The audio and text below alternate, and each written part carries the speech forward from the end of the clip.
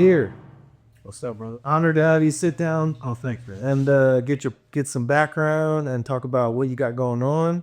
Yep. Let's start at the beginning. Let's talk about where you got introduced to graffiti.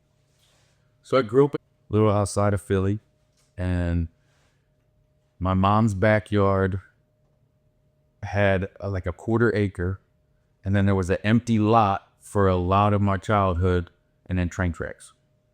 So I was probably like 13, 14, and I would always go to the train tracks and throw shit and like a break shit. Little rocks. Yeah, throw rocks, put bricks on, and watch the train smash on his head like that.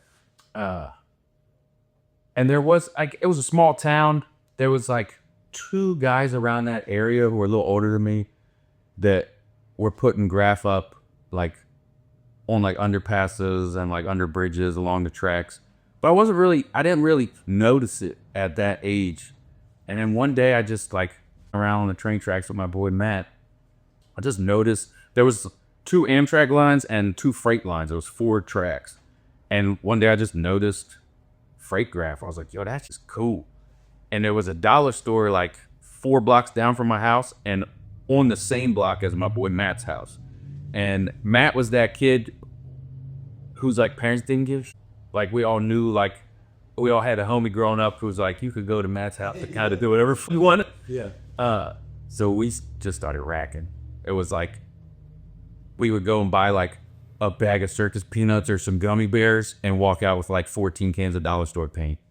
And then just we started painting. And the first thing we started painting was like this really crappy like freight railroad bridge that like no one would ever see except for the engine, like the engineers in the train. Like nobody's ever gonna see it. The surface was like covered in moss, always dank and wet, like didn't say paint. But the thing that got me into it was seeing the freights. But we didn't know, like we just see them go by. We didn't know where they were to paint them. Right. So we just started painting the first thing we could, which was this bridge. And then one day we were like, let's walk the line further than the bridge. We'd just get to the bridge and stop and paint there. Sure. And we kept going, and we found a custy spot that was like, I continue to paint. Now it's like a big brewery, and it's like changed what it was. But when I was growing up, it was there was a factory, and then the next factory down from that was a paper factory. And the 2 biggest things that move on freight is paper and grain. So, and they were right next to each other. So we walked down the line a little bit and we were like, oh, like it made this bend and we got around the bend and we were like, oh, bingo. And it was just lined up. And it was like, you could paint in the middle of the day and like have no care at all. Like there were times where like they would come and grab them and pull them out and the engineer would like wave at us. Yeah. Like even like you would see every once in a while, you'd see like the Amtrak police dudes on their little trucks that like ride on the tracks. And we'd be walking along the tracks and they wouldn't be like, get out of here. What are you doing here? And they just wave at you. It was like so chill back then. So we were just like, I didn't know anybody. Nobody like got me into it. We just were being dumb kids around breaking, and then saw train graph and was like, let's steal paint and let's paint shit. And then it just kept growing and growing and growing. And then when I finally got, like I was the only kid in my school. I went to like a high school that was like 100 kids per class, all farm. Like I was like, it was like 3 non-farmers, like everybody's farmers. So I was the only kid doing anything like that. I was class artist and most creative, all that shit in the yearbook. I was the only one doing anything like that. So it took until I moved out of there and went to art school until I found somebody else that was actually into it. Like my boy Matt would come with me, but he would just like scribble on shit. I was like trying to do stuff. Yeah. And then when I got to and went to school, I started meeting people that were like also really into it. I was like, oh, all right. Do you remember if anybody's name at that time who was like actually like You would see their name. When I first when I first moved to, there was this guy Ness, and I would see his hollows like all over the place. And I was like, man, this guy Ness is up everywhere. It's cool style. I was like, I really, just like studying and shit. Like, oh, I really like the way he does his ease. And I would see him up with this other dude a lot. And I couldn't always read the other dude's throwy. I'm like, it was cool, but I never really knew what it was. And then I was outside, like freshman year of college, I was sitting outside and I was drawing in like, my little black book, and this dude came up to me. He's like, "Oh, what's good, bro? You write?" And I was like, "Oh no, I'm drawing." And he was like, "Nah, man, write." I was like, "No, I'm drawing graffiti." He was like, "Nah, you write graffiti." I was like, "I never heard that term before. I didn't know anybody." Sure. So I was like, "Oh," I was like, "Yeah." He was like, "Word, me too." He's like, "You live in town?" And at this point, my first semester of college, I was still driving from every day to. And I was like, "Nah," I was like, "I work back." And he was like, "I'm from that way too." He's like, "I'm from, even Fork, like closer to Philly than you are." He's like, "But I got an apartment here." He was like, "You're coming with me." Like that. He saw me drawing and he was like, "You're coming with me." And I was like, "Cool, yeah, just let me know." It's like, "No, tonight, like you're staying at night." He crashed at my pad. He was like, "We could walk into the train yard from my pad." I was like, "Oh." And he was just so balls to the wall with that shit. He was like, he saw me doing it. He was like, "Cool." And I went to his house after class. We were in the same class. I went to his class that night and met the dude Ness. I was like, "Oh, he was like, "Yeah, there's only like 4 of us in town, man." He was like, "There's only a couple of us doing this." He was like, "The other guys you'll see are all old heads. They don't even paint no more." He's like, "It's basically just us two." I was like, "Oh." So like the first 4 years of like early 2000s of college scene was one old head dude who doesn't write anymore. What was his name? Fed. He actually just passed away. Okay. Fed one. Him and Army are like mad tight. They've known each other for a very long time. I got Army on the hook Pacific. They are in WKSO, Neos, Army, Fed, a couple other dudes. That's like their old crew. But Fed was like probably Lank's first writer. Wow. Like since the 80s. Like you can find like old pictures of him with like in New York with like a giant freaking afro and like because like Lancaster and New York City have like a synergy together, and like a lot of people would go back and forth between the two towns. And I'm just now learning about yeah, it's great. Like there's a really large Puerto Rican population in Lancaster, and it's like mini Brooklyn. You know what I mean? Like you can go to little sections of Lancaster's hood and be like, you don't feel like you're in Lancaster. Yeah. It's cool. It's dope. Yeah. I thought it was all Amish people out there. Yeah, right. It's funny because you'll be downtown and you'll see a buggy. Yeah. Every now and then you'll see a buggy. Yeah. It's pretty fun. But yeah, this Fed, I didn't meet Fed till so much long, like decades later. Like he had hit up a bunch of stuff around town in the 80s and 90s and then didn't really do anything. And then when I moved into town, it was just Ness and True, and they just like took me under their wing. And like, because I didn't know anybody, I grew up in a small town, never did the bombing thing, only painted underpasses right outside my house, like right around the corner from my house, and on freights that would leave town. So like the first time I ever went out with these dudes, I was like, what the fuck? Like, I remember Ness being like, only tell me if it's a cop. He's like, I was telling him like, there's a car. He was like, bro, I don't give a shit about a car. He was like, does the car have sirens? Then I don't care. I'm like, oh.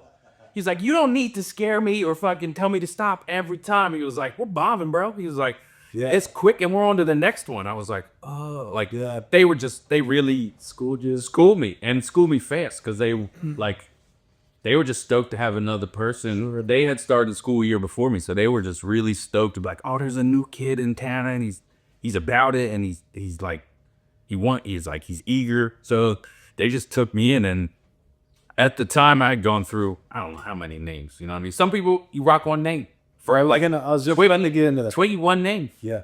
He's only ever had that one, and like that was his nickname. It was like it was real easy transition for him. It's like they call me Twig. It's like that's a perfect graph name. Right. Yeah. I lived through so many names. Like I grew up next to a comic book store from like 7 till I left my mom's house at 17. No, lucky you. And the guy who owned it, who originally opened it, was my grandfather's best friend. And then the guy who bought it from him and kept it going was the guy that lived right behind us. Like after that lot, that open lot between my mom's backyard and the train tracks, they finally put houses in there. The guy who got the house behind us was the guy who owned the comic store. He was like our homie. So I spent every day at a comic book store. So I was like always really into, like as soon as Magic the Gathering hit, me and my dad were playing that shit. It's like Warhammer came around, we were building Warhammer tape. We turned our train, we were always into HO trains. My dad was really into it, so we always had a table in the basement. As soon as Warhammer came around, we were just like breaking stuff, made it look like a battle just happened. My mom was like, what happened to the trains thing? We were like, it's Warhammer. So like, I've always been really into that. So my first name ever, I pulled out of Warhammer. Okay. And I wrote Skaven was my first name, which in Warhammer, fantasy Warhammer, not like the future, not 40K, but like the old school Warhammer, the Skaven are the rat creatures. Okay. And I picked that because my sister and all her friends would call me Rat Boy. I was 4 years younger than them, and they just, I was the little fucking rat boy. And they all through high school, I was a freshman when my sister and all her friends were seniors, and they were the cool kids. So it was like, oh, Rat Boy. It's like, fuck it. So my first name ever was Skaven. I was like, I know rat. So I wrote Skaven. And then after that, I started writing Geist. I was just like, oh, Geist is cool. It's like, it means ghost in German. I'm like, all right, cool, I'll do Geist. And then Isn't there a ghost around here? there is a Geist. I don't know how local they are, but there is a East Coast Geist. Yeah, Didn't I see a ghost picture piece up at Lucky Walls? you might have. Yeah, I don't know. yeah. I know there is. I know there is a Geist local. I don't know if they live or they just come through town. Sure. And then my dad passed away when I was 15, and it was sudden car accident, like nobody expecting type shit. And it I got into graph like a year before that, like 13, 14. My dad died when I was like a week before I turned 15. And it just, hit me hard. And then my dad was close. So it was like, I doubled down on the graph. Sure. And I changed my name to Temper because after my dad died, I was pissed. Yeah. So I started writing Temper, and I wrote Temper a lot. I did probably like 50 shitty trains with the name Temper, just trying to learn shit. Temper? Yeah, 6 letter, and then 6 letters, or? yeah, right. So Skaven was 5, Geist was 5, then I went to 6, and then when I came to 10, and I met True and Ness, they introduced me to another dude who was into it too. He wrote at the time he wrote Seal, and then he switched to Merge. And back then, late 90s, early 2000s, it was the thing to everybody painted small. On your sometimes you'd see 6 guys across a hopper, 6 guys on a freight. Everybody painted mad small. Right. So we would go into the yard with 4 of us and get on one hopper. And when Twiggy and I go out now, it's the 2 of us. We just at the end, just 2 of us. Right. Well, back then it was we were getting 4 or 5 guys on one thing. Everybody paint real small. And my name is 6 letters long. And I remember one night, True. He's like, bro, y'all switch the shirt up. He was Make it up 2 bus. yeah, he's like, you gotta do something quicker. He was like, shoot for 4 letters. And I was like, all right. I didn't really want to change my name. And he was like, he came up with my name. I don't even know if he remembers this shit, but he was like, just take the M and the P out. Yeah. He's like, switch it together, your Teer. He was like, and it still can be representative of your pops because you're shedding tears for your dad. You're not mad about your dad. Now you got tears for your dad. And I was like, and it's stuck ever since. So now it's been 20 22 or 24 years right too. Wow. And that was all from True. Showed me the ropes, gave me my name, all that shit. Awesome. Cool story. I don't know. Did that sound sarcastic? I meant it. I meant it. It did, but it's a cool story. Cool story, bro. Yeah. So now let's talk about how did you get thrust into the position of being kind of the organizer who puts these jams together in Lancaster?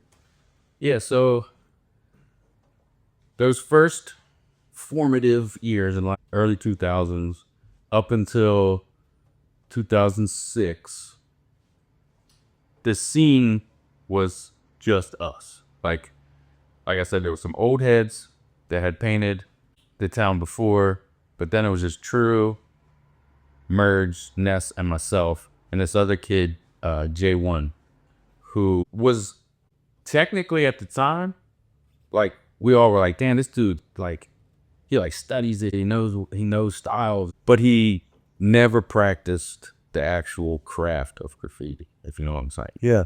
To this day, like, never went and did something he wasn't supposed to. And I'm pretty purist about that shit. And it's, I painted with him for a long time. We all did. And it just kind of, like, he just in the different, you know what I mean? Yeah. Outgrew it, or Yeah, I mean, he still paints, but it's just, you know, there's different avenues in graffiti, and he went one way and we all kind of went another way. And at that time, it was literally just us. And anytime we wanted to experience some graph or like meet somebody else who painted, we traveled. And those early years in 2000s, there used to be this really big graph jam in Cincinnati, and it wasn't that far. It was like 5 hours we could drive there. is it like an invite kind of thing, or? Yes and no. It's called Scribble Jam. It's very famous. Put on by, like, still to these guys are like legends. Devious and RIP Rates and Scribe and like that whole like Midwest, that DF crew. They would put this together, and it was like all encompassing hip hop. So like there'd be major underground rap artists there doing battles. There was a breakdance competition tour. And then it was at this place called Annie's. And there's like a restaurant up front. And then behind it was like this huge parking lot for a flea market. And then behind that was like a concert venue. And Scribble Jam would take up the whole, and to the point it would spill over, and the whole road was like on this industrial road outside of Cincinnati. Every corrugated metal fence, everything was just annihilated. Even if it wasn't inside of the facility, it was just tore up. And that was probably 2001 was the first time we went, or maybe 2000. I think it was 2001. And that was my first like, holy shit type experience. I was like, oh my God. So you would get there, and there were like legends of the game would paint there, and they'd all have reserved spots on like the prime walls. But there was this small perimeter wall that went around the whole thing. And if you got there early enough, Devious would just be like, that's your spot, that's your spot, that's your spot. So it was like first come, first serve. They didn't like check your bug to make sure. It was just like, you're here, this is an open wall, you can paint the backside. So we we're like, every year we'll just get there a day early and be there at 6 a.m. as soon as them DF dudes roll in, and we'll be like, we're taking a spot. So we did it 3 years in a row. And I just got like really hooked on that. I was like, this big jam, there's just nothing like it. Let's go back to it. It's like, let's have fun in this cool ass scene. All these writers, all this shit, and let's drive back to Amish country and paint under a bridge no one's ever gonna see. So I did that until 2006. We would go to Scribble Jam every year. And that was like the one experience every year where it would be like entrenched in the graph culture. Right. The rest of the time was just in Amish country, just painting trains. And then when we all finished college, I moved. And like Ness kind of fell out of writing, got arrested a couple times. Merge never really took off with it. He was really into it for a little bit, but he's always kind of like scared in the yard and was always like never really put his all into it. He's a great artist. He still does like artistic shit today. He just never really like kept at it. True's kept at it. Motherfucker bang still gets down. But he moved home and till like beginning like early 06, at that point, it was literally just me. For like a year, it was like nobody else on trackside. It was just like all the old stuff that we'd done, nothing new coming through at all. And I was like, not bored of it, I just wanted something different. So I moved out to Albuquerque. And that was a very eye-opening, like moving from a town of 60,000 to a town of 650,000. And the graph scene, like, it can't really compare it to anything else. Big graph scene out there? Crazy. And there's like multiple facets of the graph scene out there. There's multiple cultures within the graph scene out there. And I don't know if you've ever been out there before, but everybody has a wall. Your yard is surrounded by a concrete wall. Almost every yard in Albuquerque has a concrete block wall around it. So like every house I lived in, I had practice wall outside. And everywhere you drove was taggable shit. Everywhere. And like some neighborhoods, it was fair game. If it was on the outside along the street, lots of people's like the walls that went along their property were just tagged and even hollowed up. And then if you're really into skating, there's a really famous skate spot out there called the Ditch. And it's a giant arroyo that goes from the mountains and it rips through the city. And it's been on the cover of Thrasher mad times. They host like crazy downhill sessions and shit there. It's been in a bunch of skate movies. But the arroyo system out there, because they have monsoon season in New Mexico, so like a couple months a year at 4 o'clock every day, it's just torrential downpours like almost every day. And there's nowhere for the rain to go because it's a desert. So they built the arroyo systems and that flushes the water out. But when it's not monsoon season, there's just giant concrete shit everywhere. So like, there's shit to paint everywhere out there. And then there's a lot of freights out there. I was just about to ask. The freight yard is pretty legit out there. Yeah, the freight yard's pretty legit. There's some really fresh freighters from out there. Some freight heads from out there. But, you know, I'm moving there as a little white dude from Downey. I didn't know nothing. I moved out there with another dude from, like, we didn't know shit. Right. So the first thing I wanted to do when I got there was like, let's find the freights. And like, I didn't know how to get in there. So we definitely blew up a couple of spots that we probably shouldn't have, and got chased out a few times, and was just like, yeah, I'm gonna have to meet some people before I crack the egg in this fucking place. I was like, there's probably a better yard to paint than this giant one downtown. All right. One of the biggest yards is like it's like literally like downtown.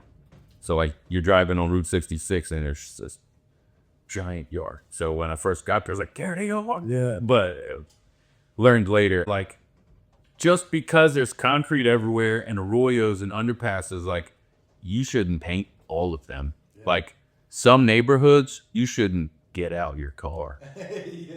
Like, coming from or going, it's the Wild Wild West out there. Yeah. It took me a little while to realize, and you, a white boy in a cholo world. And like, I remember painting this spot with my boy Seth, who does not paint. And took some pics of it, and then later, months down the line, weaseled my way into the Albuquerque art scene, met some dudes. I was like, oh, right, cool. I was like, this is one of, I was like, I don't know the town all that well, but like, I'm still, getting up here and there, and they're like, you painted that shit? And I was like, yeah, there's fucking, that whole shit's lit up down there. They were like, you don't paint that? No. I mean, you don't paint that spot. I was like, what? They were like, you a little too white for that spot. And I was like, oh, they're like, that's like You just don't. Like gang territory or Yeah, like you're in like southeast Albuquerque. It's like very, very, very few white outsiders. Yeah, like I met after spending a lot of time down there. I met some dudes who were very entrenched in that shit, and I could go down there all the time. Yeah. I had homies down there. I'd spend weeks down in there. But when I first got, I didn't know that shit. I was like, oh, that's the graph spot. This Review it. And then I showed people, and they're like, you probably could have. Yeah. Like they might have killed you. Yeah. They might have killed you. Yeah. I remember I took one of those dudes that I like got real close with from there, took him up the other way.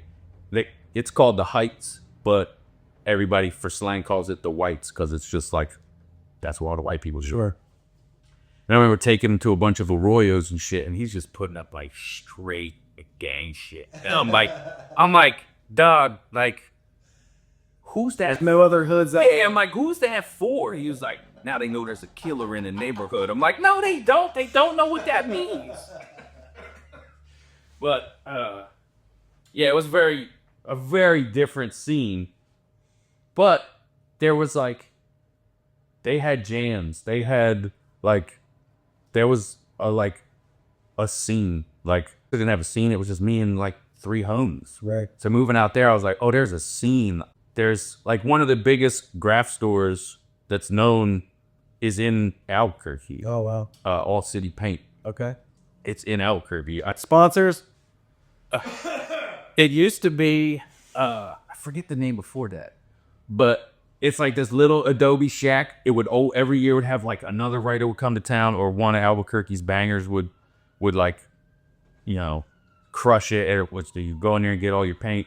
And then there was another spot downtown. Like this place has like graph stores and the scene. Like there's like real famous writers that live there. Like the Stay Gold Tattoo Shop is down there. There's really famous people from that are just like in the culture. Albuquerque's the hub. Gotcha. And it was just pretty motivational. Where I was like, oh man, I gotta learn a lot. You picking up style stuff from there? Yeah, well, for sure. That's kind of one thing that I noticed about your style versus a lot of other cats who paint out here. Your style is like so different. I see you like breaking, I wouldn't say breaking rules, but like you call them the clusters and stuff like that. Just like incorporating like other fonts, and like I just see you thinking outside the box with your letters. Like, Yeah. Where are you picking up like inspiration on letter style? Yeah, probably like because I had such like a weird winding path of influence, and like You're going out west, and yeah, like starting in a tiny little tower is just me, and then going to even a little bit bigger town, and then going to an actual city. It was like just soaking it up. yeah, just soaked it up. It's like if you grow up in Baltimore, you're gonna end up having a Baltimore hand style that has a lean to it. If you grow up in Philly, you're gonna end up having the Wiccans. Like Yeah. I was in the middle of all those, so like my tag doesn't look like it's from anywhere at all. Like it's just my shit. And same with a lot of my letter styles. I just kind of like, I don't like to paint the same thing every time. I probably have like 5 different style or aesthetics to where it's like, oh, I'm gonna do a cluster this weekend, or I'm gonna do, you know, like the one that I like the letters that I drew for you. It's like I'm gonna do something that's like, you know, chunky and futuristic looking. Like sometimes I'll blend those two. Like sometimes my E cluster will have clusters of like bubbly letters or like almost throwy looking stuff, but then the wild style letters mixed in with it. Right.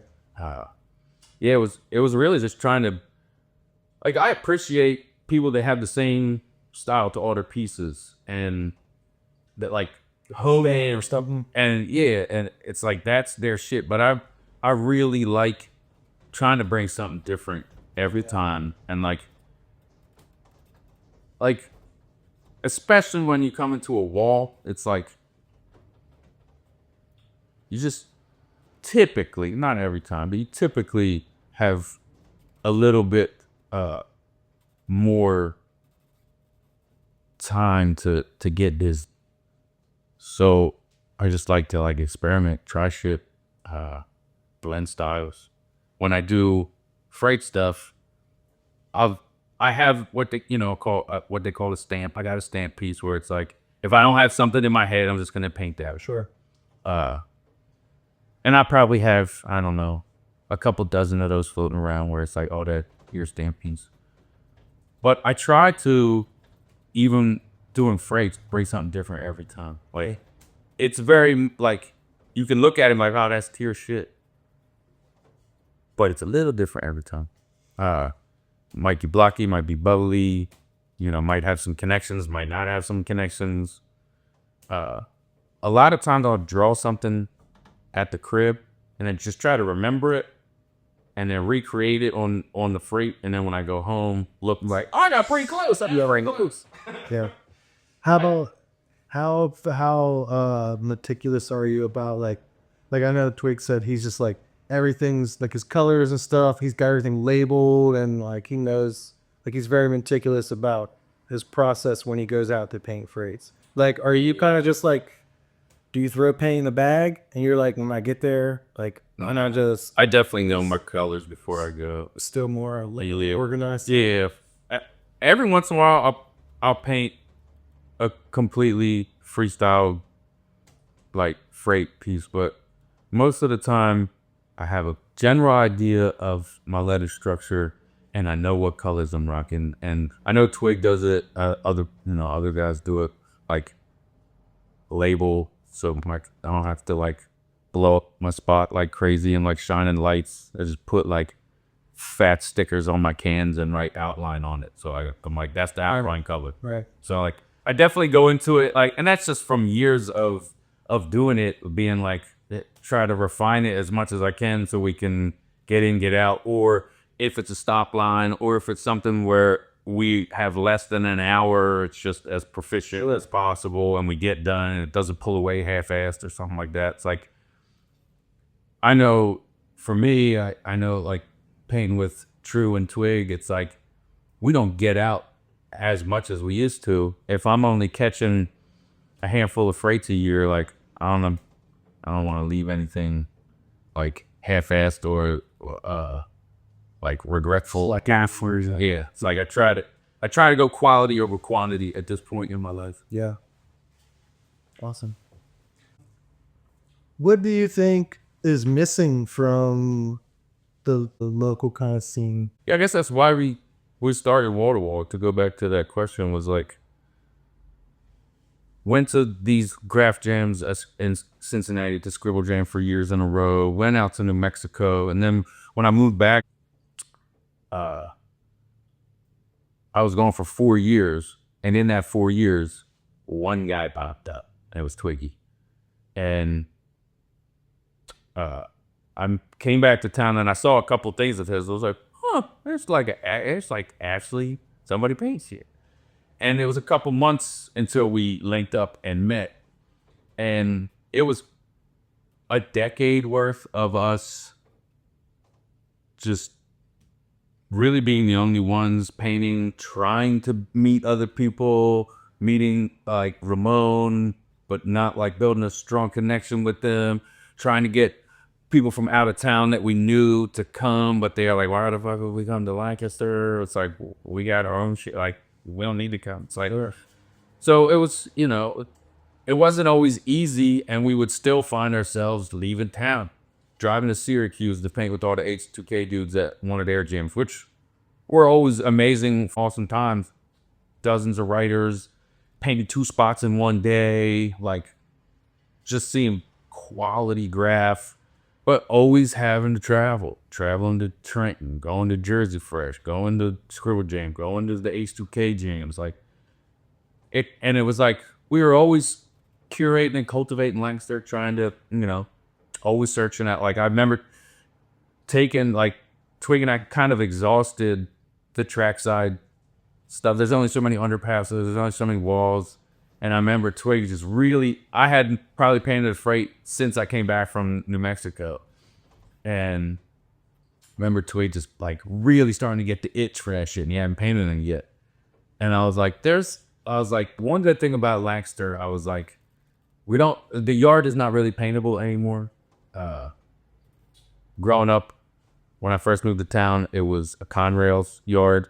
Conrail's got bought out.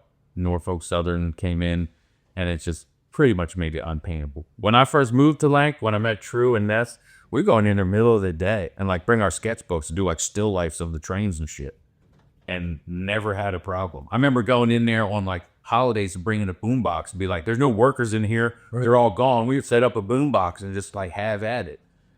But as soon as Conrail's got bought out, went out of business, Norfolk came in, it's pretty much unpaintable. Like you can't even like go to the edge and bench.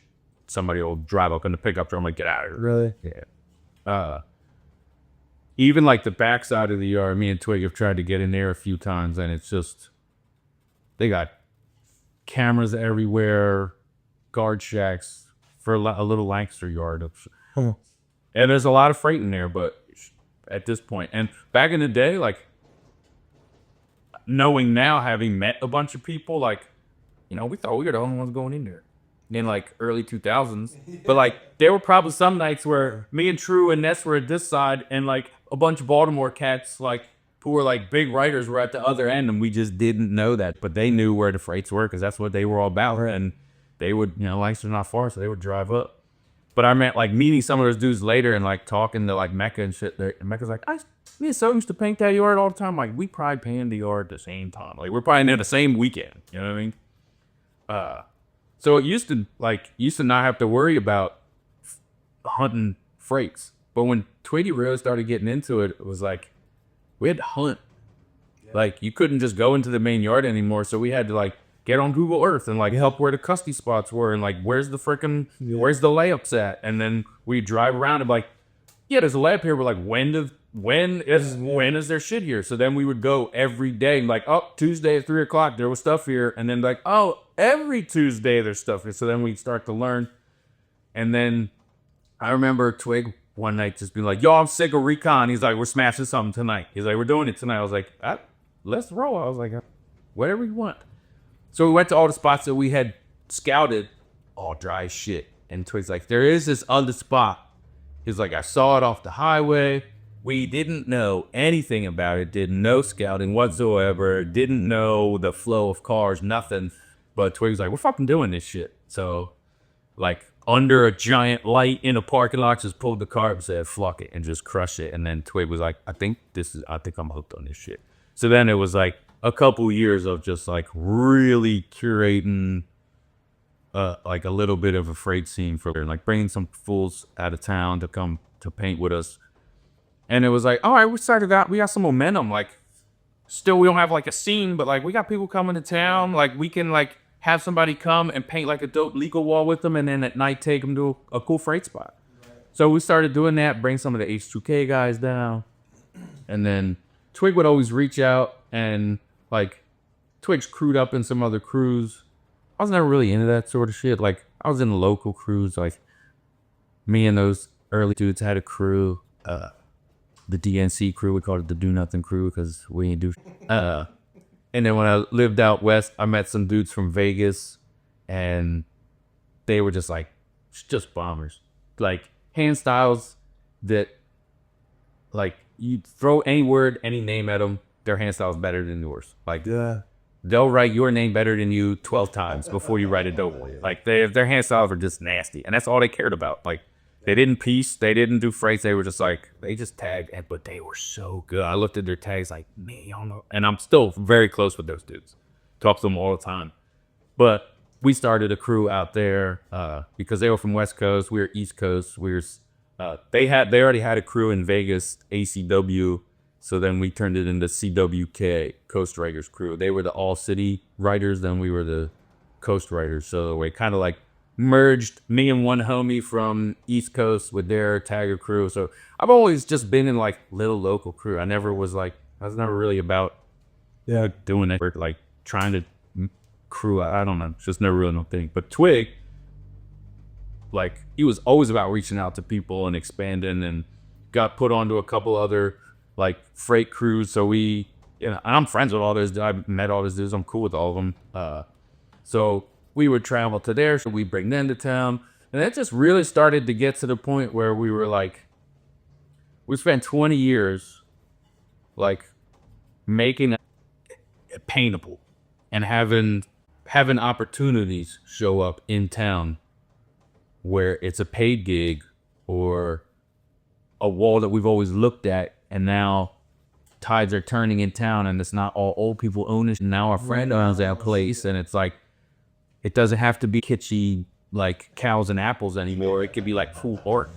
So, and we started to know, like, we had murals around town. We've had like spots that we've always painted around town, but they were in a cutty. They were behind the building. They were in the alley. And we started to notice, like, we were like, yeah, we got murals all over town, but nobody knew about them. Right. Unless you had access to the property. But then we started to notice actual murals being painted in town. And they were terrible. And they were taking up dope walls. And we were like, we got to figure something out before we lose out on all this shit. And they're bringing in artists from here and from there, and they're like priding themselves, like Public Arts is like, we got a guy from, I'm like, you know, you got guys here, right? Yeah. We don't need grants. I don't need Public Arts. I don't need the city. I don't need none of this. I was like, I've been in town for 20 years. I've been through the art school. I've worked at a lot of establishments. I know a lot of people. I'm just going to start doing the footwork. If you own the building, you don't need no permission from nobody else. Let me see if I can figure some shit out. And then I came to it that first year at Wall, I came to them. I got all these walls lined up. They're all huge, and we got funding. Who can we get? And like that first year, We got no more walls than writers. yeah. And that first year, I was like, I know there's other people in town that write. I was like, but none of them have showed me yet that they're ready for what we're about to do. I was like, so we're going to have to outsource a little bit. So we got Rain to come from Trenton. Rain, legendary status. We got our boy True to come, Norristown's finest. We got Neos and Army, Harrisburg's finest. We don't have to have a huge roster the first year, but let's just like show people like it doesn't have to all be the same. There's a couple organizations, groups in town, and they also do murals, and they kind of do the same mural over and over and over again. And it doesn't have to, like, even our graph murals, yeah, we're all using spray paint, but none of them look the same. It's different themes, different color schemes, every cater to each business or each community that it's in. It doesn't have to be all the same art by committee type bullshit. Sure. Like, you do art by committee, you end up with the same mural over and over again. And there's so many dope walls in Lancaster, and it is such a growing art scene. We can't just let all these fools take over all the dope walls downtown. It's like, before they roll into a shop where we know the people, let's go talk to the people we know. And that first year, we got major spots. I was like, we're set up. I don't think we got travel no more. I don't think, like, we can throw a Lank jam. We can have like a quote graffiti festival in Lank where we have major walls with like thousands and thousands of eyes per day and a jam. And then, you know, now we're 4 years in, and it's like, we're bringing it, like, meeting other local and, you know, pushing outside the borders of PA and Lancaster County a little bit to, like, now people are traveling to Lank. Like, we used to travel to Cincinnati. We used to travel to Trenton. Now people are traveling to Are Lank. you having writers that you don't? Have you had any writers you don't know kind of reach out? Yeah, we've had a few for sure. And this year going in, the E-Town wall that you painted with us, that's going to be the last wall of 2026 for wall to wall. And the roster Twig put together for that, I've only painted like 3 of them, and the other heads I'm like, we got that full? Yeah. I'm like super stoked. So it has definitely opened some doors to, I mean, Twig knew Rain beforehand, but I only met Rain because brought him into wall to wall, and now it's like he's that dude, you know what I mean? And I remember the first year wall to wall, he hit us. He saw the Instagram. He saw what we were doing. He saw Twig promoted. He's like, yo, what's good? I want to do it. And we're like, hell, fuck yeah. I want you to come paint. And then the next year I was like, trying to paint again. He's like, hell yeah. He's like, I loved wall to wall. That was great. He was like, can my boy Booster come? I'm like, yeah, Booster. Oh, are you fucking serious? I'm like, Booster wants to pay? And then it like, you start getting some like serious craftsmen that are like living the culture, and they want to be part of what you're doing.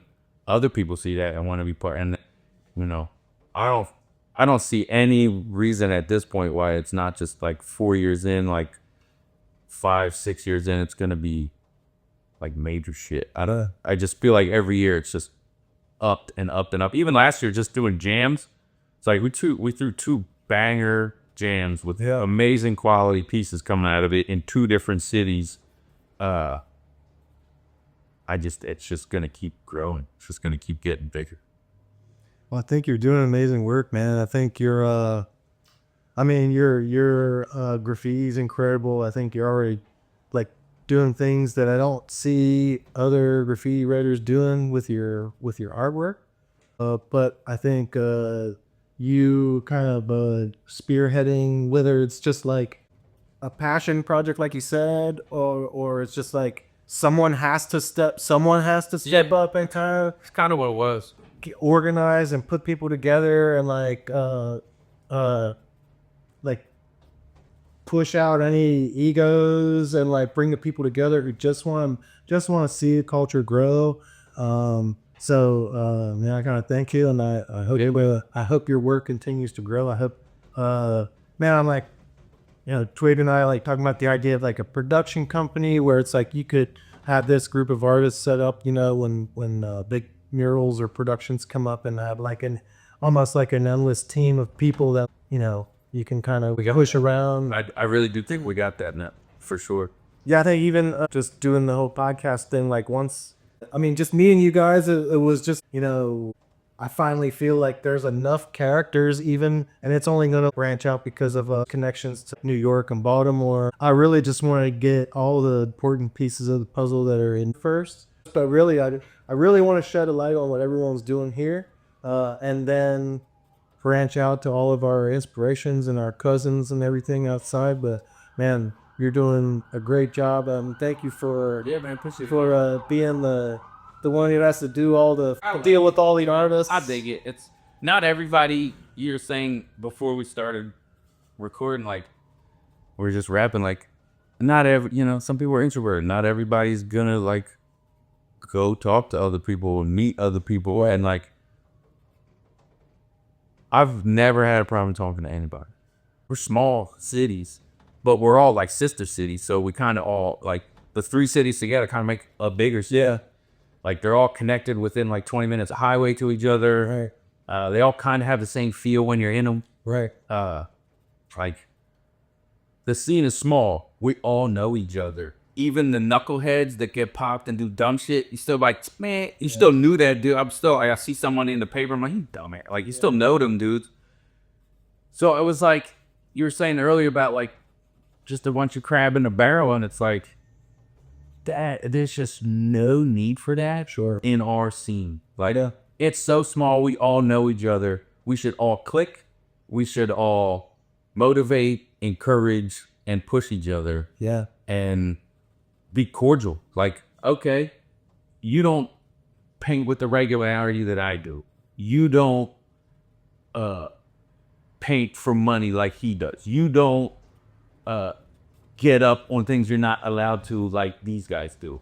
But we all have a passion for the art. We all practice the art, and there's just no reason for us to not all get along and kick it. And that's where it was like, that was another motivation for Wall to Wall, was like, let's like grow the scene, even though it's small.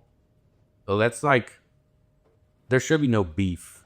There should be no, like, everybody should know each other. right. We all should push each other, respect each other, and work together on shit. Jam together as much as possible. We have a small scene. There's only so much of us. So, like, let's make the most of it. You might not be able to go bomb the town, but, like, we can throw a couple jams in here and everybody can flex. Right. Like, why not? So, and not everybody's gonna mess.